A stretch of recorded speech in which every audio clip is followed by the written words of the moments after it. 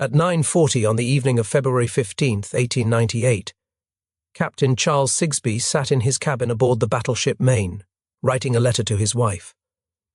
The Havana Harbor was quiet. A warm tropical breeze drifted through the open porthole.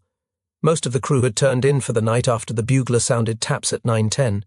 The Maine had been anchored at buoy number 4 for 3 weeks now, watching over American interests during Cuba's violent struggle for independence from Spain. Sigsbee was 53 years old, born in Albany, New York, a distinguished naval officer who had spent decades mapping the ocean floor and inventing deep-sea sounding equipment. He had graduated from the Naval Academy in 1863 and fought in the Civil War, participating in the assault on Fort Fisher. After the war, he had made his name in hydrography, commanding the Coast Survey steamer Blake and discovering the deepest point in the Gulf of Mexico, a place that would later bear his name, the Sigsbee Deep. He was a scientist as much as a warrior, a man who believed in precision and careful measurement. He had commanded the Maine since April of 1897, less than a year. In that time, he had grown to know his ship intimately. He knew the sound of her twin vertical triple expansion steam engines, the rhythm of her anchor chain, the creak of her 6,682-ton steel hull. He knew every compartment, every passageway, every gun emplacement.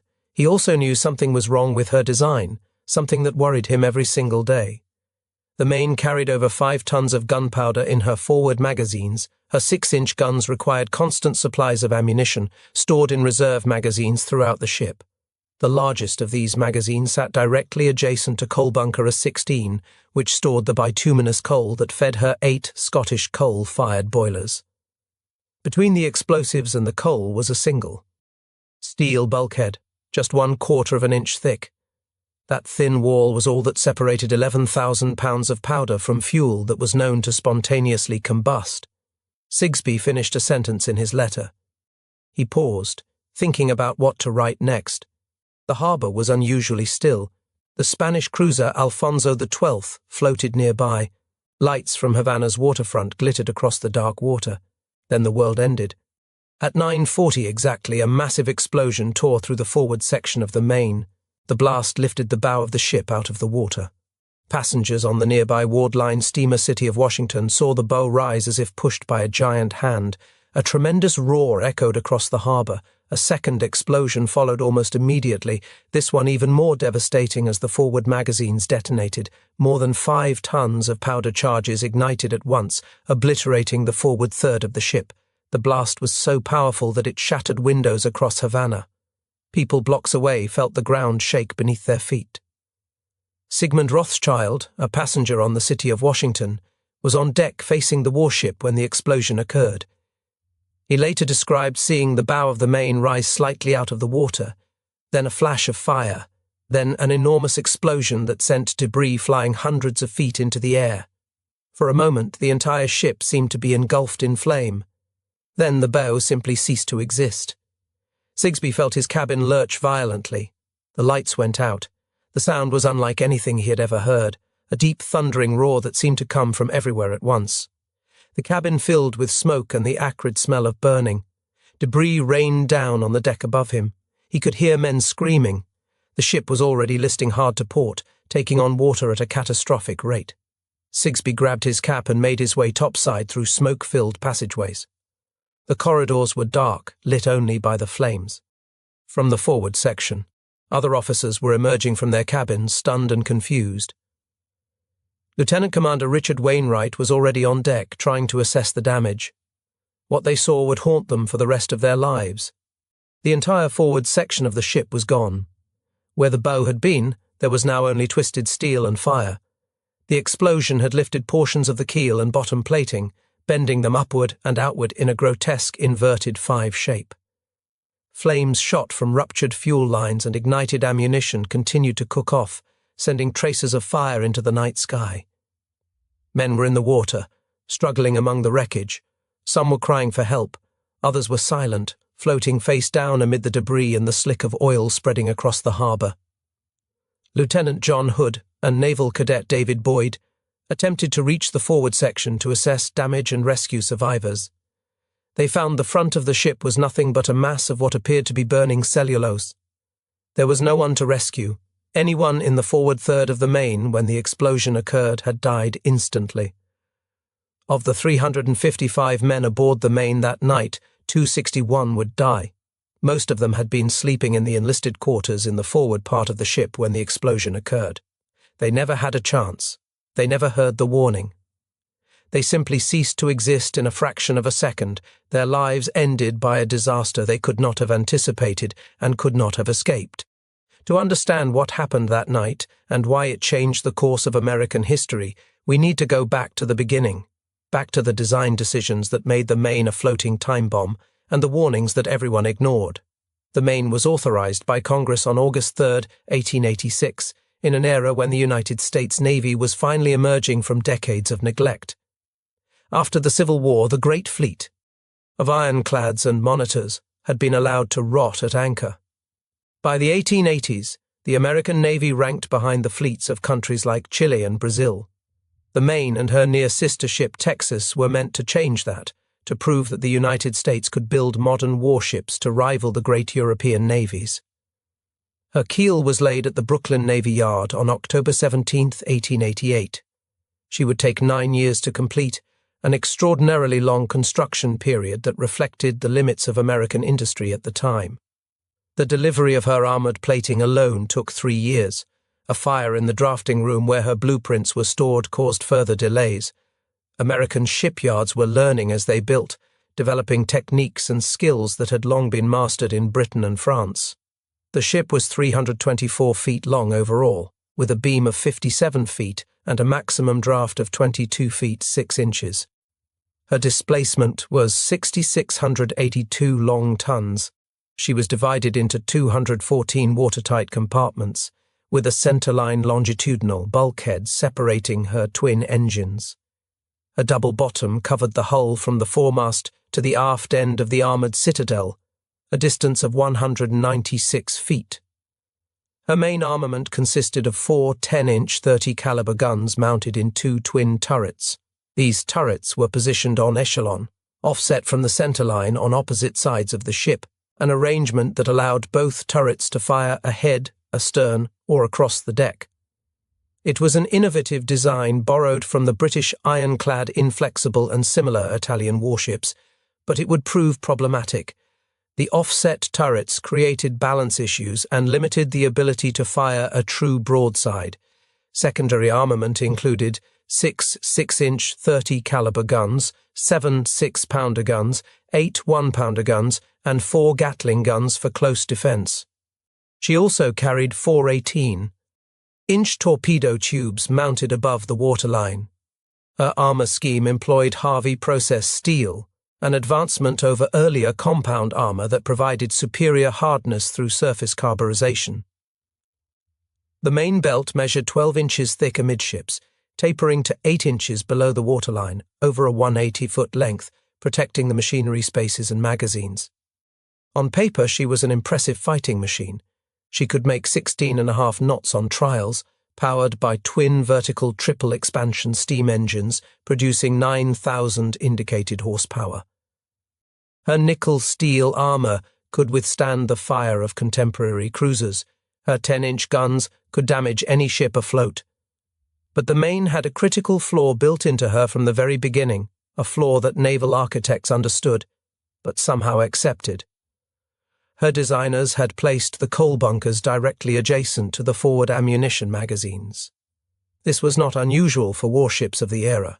Coal bunkers along the hull could provide additional protection against enemy shells absorbing impacts that might otherwise penetrate to vital spaces, but it created a dangerous situation that engineers were only beginning to understand fully. Bituminous coal, the type used aboard the Maine and increasingly preferred by the Navy for its higher heat output and faster steaming speeds, was known to be volatile. When freshly broken, the exposed surfaces could absorb moisture from the air.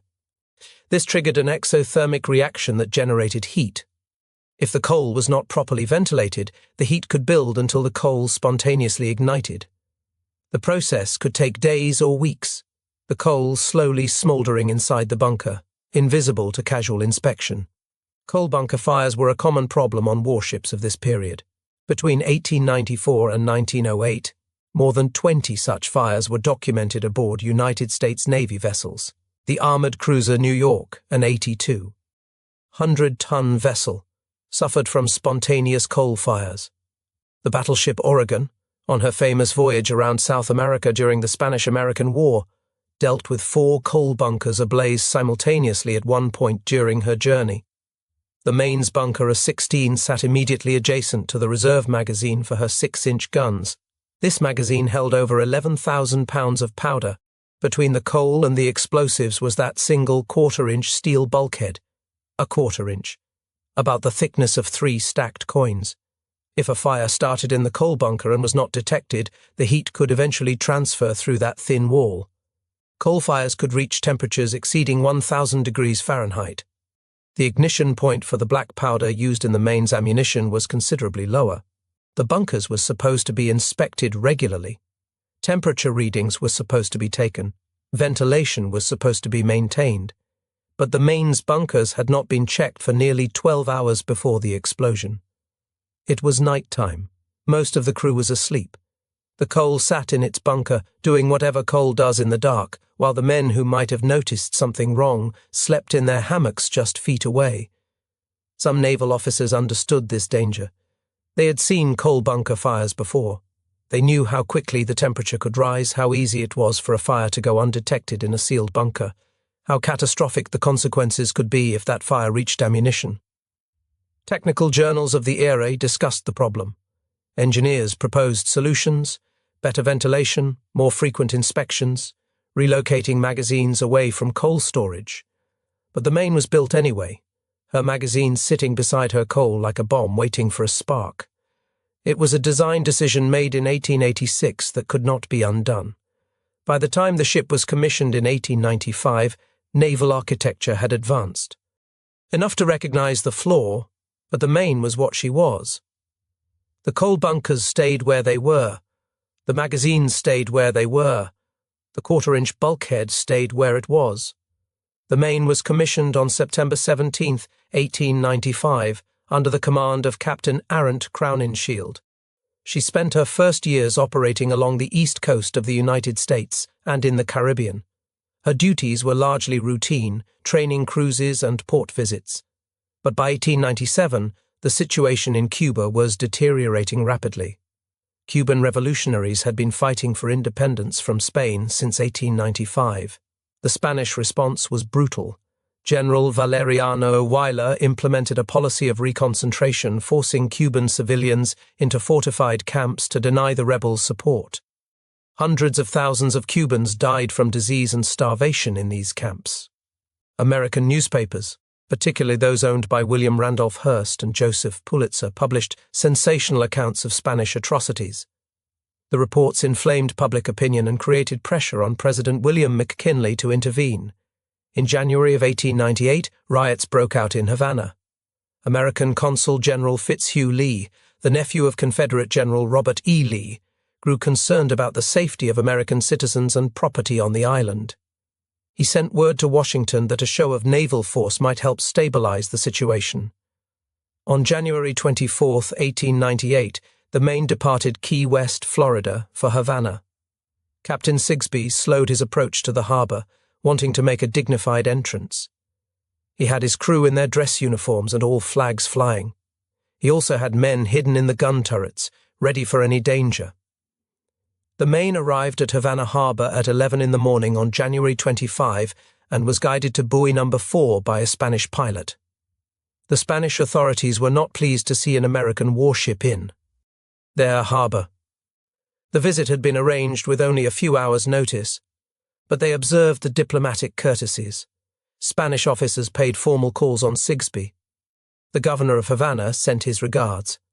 On the surface, everything was proper and polite. Beneath the surface, tension was mounting. Sigsbee kept his crew confined to the ship, not wanting to risk incidents on shore. He maintained strict security protocols, limiting visitors and keeping watchful eyes on the water around his vessel. The Maine sat at anchor, waiting. For 3 weeks the Maine remained in Havana Harbor, Sigsbee wrote regular reports to Washington describing the situation as calm but uncertain. He recommended that another warship relieve the Maine, keeping a continuous American naval presence in Cuba. The ship was scheduled to depart for New Orleans on February 15 to participate in Mardi Gras celebrations. Instead, she would meet a very different fate. The night of February 15 was hot and humid. The harbor was quiet. Most of the Maine's crew had retired to their quarters after taps. The enlisted men slept in the forward part of the ship, packed into hammocks in the spaces between the magazines and the hull. The officers were quartered aft, in more comfortable accommodations away from the machinery and armaments. Sigsbee was in his cabin, writing to his wife. Lieutenant John Blandin had the watch on deck. He later recalled that everything seemed normal as he made his rounds. Some of the crew were singing on deck. The night was dark, overcast, and threatening rain. It was quiet, he said. So quiet for that harbor. At 9:40, the explosion came. Witnesses on shore described seeing the bow of the Maine rise out of the water. A tremendous blast lit up the harbor. Then a second, even larger explosion sent a column of fire and debris into the night sky. Windows shattered across Havana. People ran into the streets thinking there had been an earthquake. The Spanish responded immediately and heroically. Boats from the Alfonso XII and other Spanish vessels raced to the scene to rescue survivors. Captain Sigsbee later praised the Spanish Navy for their assistance, noting that many American sailors owed their lives to the prompt rescue efforts. Spanish military and medical personnel worked alongside Americans to pull men from the water and treat the wounded. The famous nurse Clara Barton happened to be in Havana at the time, coordinating relief efforts for Cuban civilians. She immediately assisted with caring for the injured sailors. The wounded were taken to hospitals in Havana and later to Key West. Those who died in the hospitals were buried in Key West. The bodies recovered from the harbor were buried with full honors in Havana's Colon Cemetery, with thousands of Cuban and Spanish citizens lining the streets for the funeral procession. Of the 94 survivors, only 16 were uninjured. Many suffered terrible burns, broken bones, and internal injuries from the blast. Some would die in the days and weeks that followed from their wounds. The dead included 2 officers, Lieutenant Friend Jenkins and Assistant Engineer Darwin Merritt, and 259 enlisted men and Marines. The crew had been remarkably diverse for its era, drawn from 23 states and 15 countries. 22 African-American sailors served aboard the Maine. At that time, there was no segregation in the enlisted ranks of the Navy, not because the Navy was progressive, but because life at sea was so hard that mixing with black sailors did not offend the sensibilities of white officers who rarely interacted with enlisted men anyway. Nearly all of the African-American crew members died in the explosion, their quarters in the forward part of the ship. 7 Japanese nationals perished in the disaster. These men, mostly mess attendants and cooks, had enlisted in the Navy at ports along the American coast. One survivor, Fusanoin Awo, had enlisted in New York in 1897 and was serving as a steerage cook. Among his possessions lost in the explosion was a Japanese English dictionary and books on grammar and geography, evidence of a young man working to master a new language in a new land. After surviving the Maine, Awo would serve on 7 more ships and consistently receive excellent ratings before leaving the Navy in 1901. Sailors from Canada, Great Britain, Russia, China, and the Philippines also served aboard the Maine. The ship was a floating cross-section of the immigrant communities that fed the American military in an era before stricter citizenship requirements. These men had come to America for opportunity, had enlisted in the Navy for steady pay and meals, and had died in a harbor thousands of miles from their birthplaces. The explosion happened in the forward section of the ship, exactly where the coal bunkers sat adjacent to the ammunition magazines. This was not a coincidence. The destruction was concentrated precisely where the design flaw existed, where fire could have transferred from smoldering coal through a thin steel wall into tons of waiting gunpowder. Captain Sigsbee, shaken but composed, sent a telegram to Secretary of the Navy John Long. "Maine blown up in Havana Harbor at 9:40 tonight and destroyed," he wrote. "Many wounded and doubtless more killed or drowned." Then he added a remarkable sentence. "Public opinion should be suspended until further report." It was wise counsel. It was also completely ignored. Within hours of the explosion, American newspapers were printing headlines that blamed Spain. The New York Journal, owned by William Randolph Hearst, declared destruction of the warship Maine was the work of an enemy. The paper offered a $50,000 reward for information about the perpetrators, implying that there were perpetrators to be found. Joseph Pulitzer's New York World ran the headline, "Maine explosion caused by bomb or torpedo." Neither paper had any evidence for these claims. Neither paper cared. They were in the business of selling newspapers, and nothing sold newspapers like war. The term yellow journalism had been coined to describe the sensational, often fabricated reporting practiced by Hearst and Pulitzer. The name came from a popular comic strip character called the Yellow Kid that had run in both papers. The two publishers had been locked in a bitter circulation war for years, each trying to outdo the other with more spectacular headlines, more lurid stories, more dramatic illustrations. They had discovered that tales of Spanish brutality in Cuba sold particularly well. For years before the Maine explosion, Hearst and Pulitzer had been publishing inflammatory stories about Spanish atrocities. Some were true. General Weyler's reconcentration camps were genuinely horrific, and hundreds of thousands of Cuban civilians had died. But the newspapers exaggerated and embellished freely. Stories were illustrated with drawings that depicted events the artists had never witnessed. Headlines declared as fact things that were merely rumor. When the famous artist Frederick Remington, sent by Hearst to Cuba to provide illustrations, reportedly cabled that there was no war to cover, Hearst allegedly replied, "You furnish the pictures, I will provide the war." Whether this exchange actually occurred is disputed, but it captured the spirit of the era perfectly. The sinking of the Maine was the story they had been waiting for. Within days of the explosion, before any investigation had even begun, the newspapers had convicted Spain in the court of public opinion. The New York Journal published detailed diagrams purporting to show how Spanish agents had planted a mine beneath the Maine. The diagrams were entirely fictional. The paper had no evidence whatsoever for its claims, but the images were compelling and readers believed what they saw. Remember, the Maine became a rallying cry. "To hell with Spain" became a slogan. Public opinion, far from being suspended, was being whipped into a frenzy by men who cared nothing for the truth and everything for their circulation numbers. The American people wanted someone to blame, and the newspapers gave them a target. The dead sailors became props in a propaganda campaign, their sacrifice exploited by publishers who had never met them and did not particularly care about their fate. President McKinley ordered a naval court of inquiry to investigate the explosion. The court, headed by Captain William Sampson, a respected officer who would later command the American fleet in Caribbean operations, convened on February 20 aboard the lighthouse tender Mangrove in Havana Harbor. Divers examined the wreckage in murky water, feeling their way through the twisted metal with their hands since visibility was nearly zero. Survivors testified about what they had seen and heard. The court looked for evidence of what had caused the destruction. The conditions for the investigation were far from ideal. The wreck lay in about 40 feet of water, with much of the evidence obscured by mud and debris. The divers could only examine limited portions of the hull, and what they found was often confusing. The forward section of the ship was so thoroughly destroyed that determining the sequence of events proved nearly impossible. The technology to conduct a thorough underwater forensic investigation simply did not exist in 1898.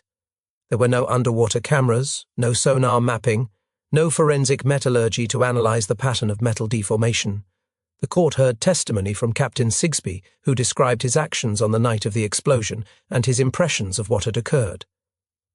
Lieutenant Commander Wainwright testified about his attempts to reach the forward section of the ship after the blast. Survivors described hearing two distinct explosions, the first like a gunshot, the second like a thunderclap. This testimony would later prove significant, as it suggested that an initial smaller explosion had triggered the catastrophic detonation of the main magazines. The court also summoned Commander George Converse from the torpedo station at Newport, Rhode Island, to provide technical expertise. Captain Sampson posed a hypothetical situation to Converse, asking whether a coal bunker fire could ignite ammunition in an adjacent magazine and cause the kind of destruction observed on the Maine. Converse acknowledged that such a scenario was possible, But this line of inquiry was not pursued further. The court was not looking for an internal explanation. The political pressure for an external cause, for Spanish culpability, was immense. On March 28, after 5 weeks of investigation, the court released its findings. They concluded that the Maine had been destroyed by an external explosion, likely from a submarine mine, which had then detonated the forward magazines. The evidence they cited was the pattern of damage to the keel and bottom plating, which appeared to show upward buckling consistent with a blast from below the ship. The court carefully stated that they were unable to obtain evidence fixing the responsibility for the destruction upon any person or persons. They did not blame Spain directly, but the implication was clear enough for most Americans. The Spanish conducted their own investigation. Their naval officers examined the wreckage and interviewed witnesses. They reached a very different conclusion. The Spanish investigators noted that there had been no visible water geyser at the time of the explosion, no dead fish with ruptured bladders floating on the surface afterward, phenomena that would typically accompany an underwater mine blast. They concluded that the explosion had been internal, probably caused by spontaneous combustion of coal. Few Americans paid attention to the Spanish findings. The war drums were already beating. On April 11, 1898, President McKinley asked Congress for authorization to use military force in Cuba. On April 20th, Congress passed a joint resolution demanding that Spain withdraw from the island and authorizing the President to use whatever means necessary to achieve Cuban independence. The Teller Amendment, attached to this resolution, promised that the United States would not annex Cuba, a conscience-clearing measure that allowed Americans to frame the coming war as a fight for liberation rather than conquest. Spain severed diplomatic relations with the United States on April 21st. The same day, the United States Navy began a blockade of Cuba. On April 25, Congress declared that a state of war had existed since April 21.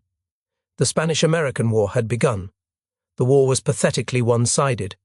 Spain had not prepared for a conflict with the United States. Their navy was outdated, their army scattered across distant colonies, their treasury exhausted by years of colonial warfare. The American military, while not large, was modernizing rapidly and eager to prove itself on the world stage. Young men who had grown up hearing stories of Civil War glory now wanted a war of their own. Theodore Roosevelt, then Assistant Secretary of the Navy, had been agitating for war for months. He saw conflict with Spain as both a moral imperative and a chance for national rejuvenation. On May 1st, Commodore George Dewey led the American Asiatic Squadron into Manila Bay in the Philippines. The Spanish Pacific Fleet, under Admiral Patricio Montojo, was anchored there, outgunned and outmatched. In a matter of hours, Dewey destroyed the entire Spanish squadron. The battle was so one-sided that Dewey reportedly ordered his men to take a second breakfast in the middle of the engagement, so confident was he of victory. Fewer than 10 American sailors were killed. Spanish casualties exceeded 370. When word of the victory reached the United States, Dewey became an instant national hero. In Cuba, American forces landed in June near the city of Santiago. The campaign that followed would produce some of the most famous images of American military history. The charge up San Juan Hill and neighboring Kettle Hill, led by Theodore Roosevelt and his Rough Riders alongside regular army units including the African-American 9th and 10th Cavalry Regiments, captured the heights overlooking the city. Roosevelt, who had resigned his position as Assistant Secretary of the Navy to lead the Volunteer Regiment, would parlay his wartime fame into the presidency just 3 years later. On July 3rd, the Spanish Caribbean Squadron under Admiral Pascual Cervera attempted to escape Santiago Harbor and was destroyed by the waiting American fleet. Every Spanish ship was sunk or run aground. Over 300 Spanish sailors died and nearly 1,700 were captured. American losses were 1 killed and 1 wounded. On July 17th, Santiago surrendered. On July 25th, American troops landed in Puerto Rico and advanced with virtually no opposition. On August 13th, Manila fell to American forces, though the battle was somewhat theatrical, as the Spanish had already agreed to surrender and staged a brief defense to satisfy their honor before capitulating. The entire war lasted less than 4 months. Secretary of State John Hay called it a splendid little war. For Spain, it was a catastrophe. For the United States, it was a coming-out party. On December 10, 1898, the Treaty of Paris was signed. Spain ceded Puerto Rico, Guam, and the Philippines to the United States. Cuba was granted independence, though it would remain under American influence for decades. The United States paid Spain $20 million for the Philippines, a sum that did little to ease Spanish humiliation. The treaty marked the end of the Spanish Empire and the emergence of the United States as a world power. All because of an explosion that killed 261 sailors on a quiet night in Havana Harbor. But what really caused that explosion? The question would not go away. The wreck of the Maine lay at the bottom of Havana Harbor for years, a twisted monument to the dead. By 1910, pressure was mounting to do something about it. The wreck occupied valuable anchorage space and was creating a navigational hazard as silt built up around the hull. Various patriotic groups wanted memorials from the ship, and there were still an estimated 70 bodies trapped inside. On May 9, 1910, Congress authorized funds to remove the wreck and recover the remains. The Army Corps of Engineers was given the task. What they attempted had never been done before. They would build a cofferdam around the entire wreck, pump out the water, and expose the ship for examination. The cofferdam was an engineering marvel. 20 massive cylinders, each 50 feet in diameter, were formed from interlocking steel sheet piles driven through 37 feet of seawater and 20 feet of mud and clay. The cylinders were then filled with more clay and mud to create a watertight barrier. It took months of difficult work, battling hurricanes, equipment failures, and the constant pressure of the sea. By mid-1911, the cofferdam was complete and the water was being pumped out. Slowly, the Maine emerged from her watery grave. The sight was shocking. The forward third of the ship was completely destroyed, nothing but twisted metal bearing no resemblance to a bow. The rest of the wreck was severely corroded after 13 years underwater. A second Naval Board of Inquiry was convened to examine the exposed wreckage. They studied the bent and torn plates, photographed everything, and took careful measurements. Their conclusion echoed the 1898 finding. The Maine had been destroyed by an external explosion, they said, though they placed the blast site slightly further aft than the original investigators. The remains of 66 men were found during the salvage operation. Only one, a crew member named Harry Keyes, could be positively identified. The bones and partial remains were reverently collected and prepared for burial at Arlington National Cemetery. On March 16, 1912, the after section of the Maine was refloated and towed out of Havana Harbor. An American flag flew from a jury-rigged mast. Flowers covered the deck. Over 100,000 people lined the shores of Havana to watch. The stern section was towed 4 miles offshore, and, with full military honors, her seacocks were opened. The Maine settled beneath the waves for the final time, coming to rest in 600 fathoms of water as taps sounded and guns fired a 21-gun salute. But the question remained: mine or coal fire, external explosion or internal accident? In 1974, Admiral Hyman Rickover, the legendary father of the nuclear navy, became intrigued by the Maine mystery. He assembled a team of experts to re-examine the evidence using modern forensic techniques and knowledge gained from analyzing ship explosions during World War II. Rickover's team studied the photographs from the 1911 salvage operation, the testimony from both investigations, the ship's construction records, and everything known about coal fires and magazine explosions. They applied knowledge that simply had not existed in 1898. Their conclusion, published in 1976 in a book titled How the Battleship Maine Was Destroyed, was unequivocal. The explosion had originated inside the ship.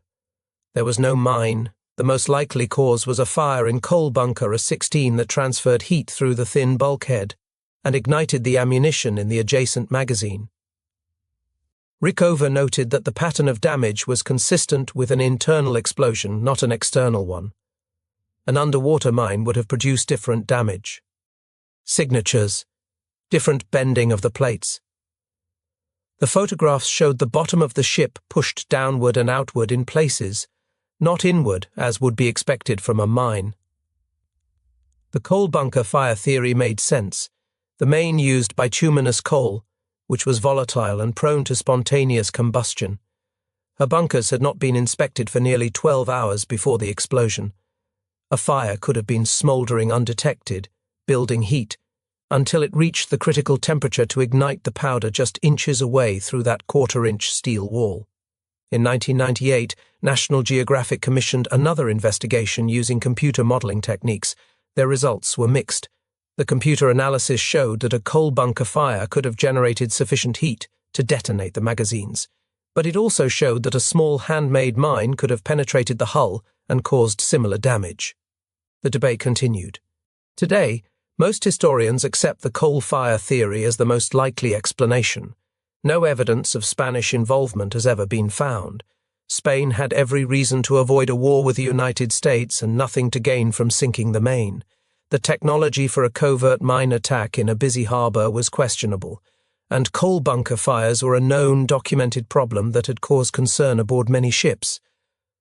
But absolute certainty remains elusive. The original wreck was destroyed during the salvage operation. The stern section lies in deep water, inaccessible to detailed examination. We may never know for certain what happened at 9:40 on the night of February 15, 1898. What we do know is that 261 men died. What we do know is that their deaths were used to justify a war. What we do know is that the sensational press of the day inflamed public opinion, without evidence, blaming Spain for an explosion that was almost certainly an accident. The Maine is sometimes called the forgotten casualty of yellow journalism. The men who died were victims not just of an explosion, but of a design flaw that placed coal beside ammunition, of inadequate safety procedures that allowed fires to go undetected, and ultimately of a media frenzy that transformed a tragedy into a pretext for war. Captain Sigsbee survived the explosion and the war. He was exonerated by the Court of Inquiry and went on to command other ships. He commanded the auxiliary cruiser St. Paul at the Second Battle of San Juan, captured enemy vessels, and rose to the rank of Rear Admiral. He retired in 1907 and spent his remaining years dealing with correspondence about the Maine, questions about that night, requests for his memories. Sigsbee died on July 13, 1923, at the age of 78. He was buried with full military honors at Arlington National Cemetery, not far from the mast of the ship whose loss defined his life. His temperate, judicious dispatches from Havana had urged caution and patience. History did not listen. The main mast of the Maine stands today at Arlington National Cemetery, the centerpiece of the USS Maine Mast Memorial. Beneath it lie the remains of 163 crew members, many of them unidentified. Other memorials exist at Key West, where 19 additional crew members are buried, and in Havana itself, where the Cuban government erected a monument in 1926 to commemorate American assistance in securing Cuban independence. Parts of the Maine are scattered across America. Her foremast stands at the United States Naval Academy. A 6-inch gun sits in Fort Allen Park in Portland, Maine. Artifacts from the ship appear in museums and memorials from coast to coast. Pieces of a tragedy, reminders of men who died for reasons we may never fully understand. The phrase "remember the Maine" has become a cautionary tale about the dangers of rushing to judgment, about the power of media to shape public opinion, about the ease with which tragedy can be exploited for political ends. The men who died in Havana Harbor deserved better than to become pawns in a propaganda campaign. John Henry Turpin was one of the African-American survivors of the Maine. 7 years later, in 1905, he would survive another naval disaster when the gunboat Bennington exploded in San Diego, killing 66 of his shipmates. Turpin had drawn a remarkably unlucky hand in the lottery of naval service, present for 2 of the worst peacetime disasters in American naval history, yet somehow surviving both. One survivor of the Maine, a Japanese national named Katsusaburo Kushida, was one of only 16 crew members to emerge from the disaster completely uninjured. How he escaped the inferno that killed nearly everyone in the forward section of the ship remains unknown. His service records offer no explanation. He simply walked away from an explosion that killed 261 of his shipmates. On the 125th anniversary of the sinking, In February of 2023, a ceremony was held at the Maine Memorial in Arlington. Speakers talked about courage and sacrifice. They talked about the importance of remembering those who served. They also talked about truth, about the need to understand what really happened before assigning blame. Rear Admiral Sam Cox, director of the Naval History and Heritage Command, noted that Captain Sigsbee's advice to suspend public opinion until the facts were known had been wise counsel then and remained wise counsel now. In October of 2000, the wreck of the Maine's stern section was rediscovered by an expedition company using advanced sonar equipment. The remains lie in about 3,770 feet of water, roughly 3 miles northeast of Havana Harbor. The wreck is protected by international maritime law and the agreements between the United States and Cuba. No plans exist to disturb it further. The Maine has found her final resting place. The investigation into the Maine took 5 weeks in 1898. The decision to go to war took less than 3 months. The consequences lasted for decades and shaped the world we live in today. The United States emerged as a colonial power with possessions stretching from the Caribbean to the Pacific. The Philippines endured years of brutal conflict as Filipino insurgents fought American occupation, a war that killed far more Americans than the splendid little war against Spain had done. Puerto Rico remains a territory to this day, its residents American citizens who cannot vote for president. Guam became a strategic military outpost that would prove crucial during World War II and remains so today. All of this flowed from an explosion that was almost certainly an accident, from a design flaw that put coal beside gunpowder, from newspapers that cared more about selling copies than telling truth, from a public eager for someone to blame and politicians unwilling to resist the tide. The crew of the Maine came from 23 states and 15 countries. They were young men, mostly sailors and Marines doing their duty far from home. Frank Talbot was 20 years old, from Bath, Maine, a bright boy who had worked in a local mill before enlisting. His last letter to his parents mentioned hoping to come home in the spring. Millard Harris was a quartermaster from Boothbay, Maine, an experienced sailor who had gone back to sea. William Lambert was an African-American fireman from Hampton, Virginia, described by a teammate as a master of speed, curves, and control on the baseball diamond. He had pitched the Maine to a Navy championship just weeks before the explosion. These men did not know about the coal bunkers and the thin bulkheads. They did not know about the fire risk that naval architects debated in technical journals. They did not read the newspapers that would soon use their deaths to sell copies and start a war. They simply served and slept and died. Remember the Maine, remember the men, remember to ask questions before accepting easy answers. Remember that the truth is usually more complicated than the headlines suggest. Remember that 261 sailors went to sleep on a quiet night in Havana Harbor and never woke up. That is the real story of the battleship that suddenly exploded, not a tale of Spanish treachery or American vengeance, but a story of flawed engineering, ignored warnings, inadequate safety procedures, and the terrible price paid by ordinary men for the failures of those who designed their ship and shaped their fate. It is a story that reminds us to be skeptical of those who offer simple explanations for complex events, to demand evidence before accepting accusations, and to remember that the rush to war often serves interests that have nothing to do with justice or truth. If you found this story as important as we did, please take a moment to like this video. It helps us share more forgotten stories from history. Subscribe to stay connected with these untold histories. Each one matters. Each one deserves to be remembered. And we would love to hear from you. Leave a comment below telling us where you are watching from. Our community spans from Texas to Tasmania, from veterans to history enthusiasts. You are part of something special here. Thank you for watching, and thank you for keeping these stories alive.